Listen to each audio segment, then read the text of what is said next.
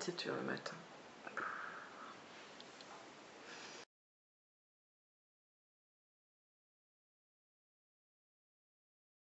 Bonjour à tous, je m'appelle Claire, j'ai 33 ans. C'est ma première vidéo sur mon blog. Donc ces vidéos auront pour but de vous faire suivre mon opération, enfin le suivi de mon opération, l'avant et après. Et là on commence l'avant aujourd'hui.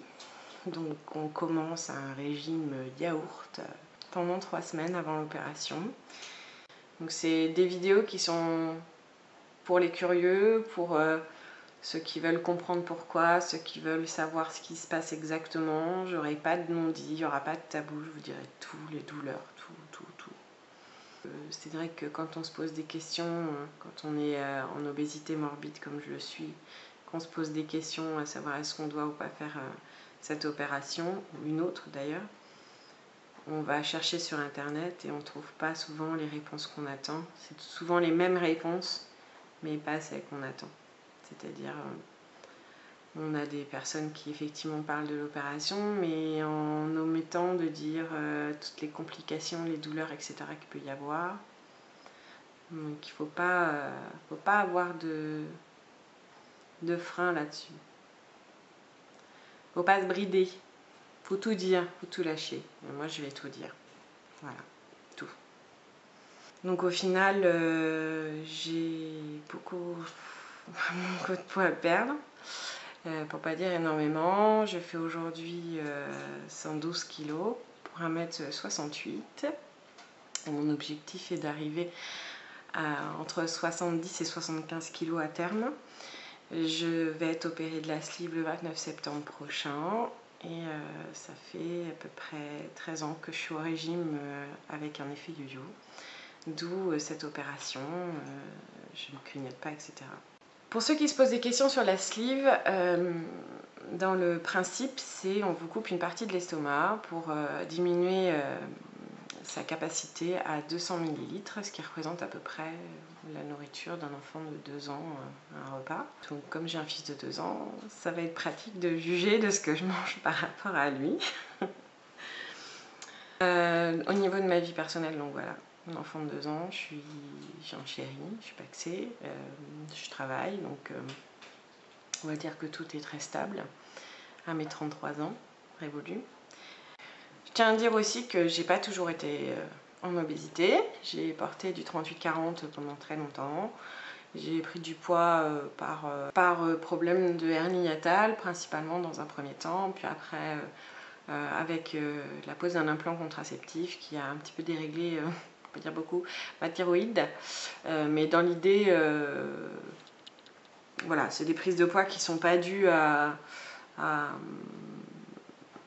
on va dire comme, enfin, j'ai pas trop mangé, j'ai pas grignoté, je mange pas déséquilibré, j'ai pas de cholestérol, pas de diabète. L'opération, je la fais principalement parce que je commence à peiner, que je sens que mes genoux commencent à avoir des problèmes, enfin les articulations ont quelques soucis. Je fais de l'apnée du sommeil, j'ai de l'hypertension, je fais des migraines assez violentes, enfin, tout un tas de facteurs, des petits maux quotidiens qui deviennent à la longue insupportables. Voilà, et puis surtout que j'ai bien envie de profiter à fond de la jeunesse de mon fils et que là, avec mon surpoids, enfin mon surpoids, oui, mon gros surpoids, j'y arrive pas. Voilà, je peux pas courir après, je suis essoufflée très vite, le porter c'est un calvaire, avec me lever d'une chaise c'est un calvaire. J'habite une maison à 2 étages, et, enfin un rez-de-chaussée, un étage, et dès que je monte les marches, c'est fini quoi, au bout d'un étage, je suis essoufflée. À dire aussi que j'ai été élue Miss Ronde Orléanais l'année passée, en 2015. Donc c'est un choix qui a été difficile à faire pour moi, parce que eh ben, je suis là pour prôner effectivement le fait que les femmes rondes sont aussi belles que les autres, et ça je le pense à 120 000 %, ça c'est pas remis en question du tout. Mais qu'il faut être bien dans son corps. Je suis bien dans mon corps actuellement, c'est pas un problème non plus. J'ai cette peur aussi que le regard des gens change quand ils seront par la suite, en tant que présidente maintenant du comité orléanais et ex-Miss, qu'ils se disent bah Ah ouais d'accord, bah, elle a été mise, elle prône plein de choses en disant les rondes elles ont leur place et tout, mais au final que du vent elle a fait une sleeve quoi. Et la sleeve je la fais pas du tout pour ça, je la fais pas parce que je me sens mal dans ma peau, je la fais pas parce que je me trouve moche ou quoi, non ça n'a rien à voir, c'est vraiment pour des soucis de santé. D'ailleurs, si vous voulez vous inscrire à l'élection, n'hésitez pas, les inscriptions sont ouvertes. Au niveau des ressentis, après mûre réflexion, on va dire avec discussion avec mon conjoint, on s'est dit que c'était la meilleure des solutions pour perdre à long terme la sleeve. Maintenant, psychologiquement, au jour J du départ, je suis un peu stressée.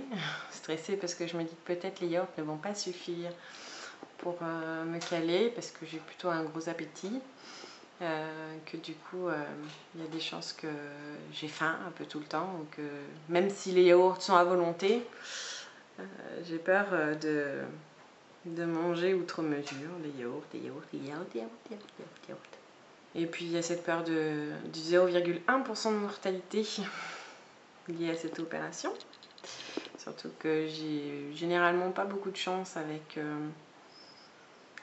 les opérations, les anesthésies, tout ça.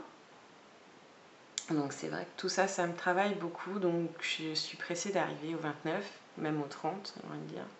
Que tout ça soit derrière moi et que commence un nouveau parcours post-opératoire avec tout ce que effectivement ça génère comme complications quotidiennes alimentaires, mais avec tout ce qu'il y a de positif, à savoir la perte de poids, le rééquilibrage, etc., etc. Une toute petite vidéo pour commencer, parce que bon, il n'y a pas grand chose à dire, mine de rien, on va commencer à voir les choses évoluer. Et puis je vous mets des petites photos de moi à aujourd'hui, à la fin de la vidéo, en pied, pour que vous puissiez juger effectivement du point de départ, et je ferai des avant-après régulièrement pour que vous puissiez juger de l'évolution aussi. Donc je vous dis à très bientôt, et puis c'est parti quoi. Salut.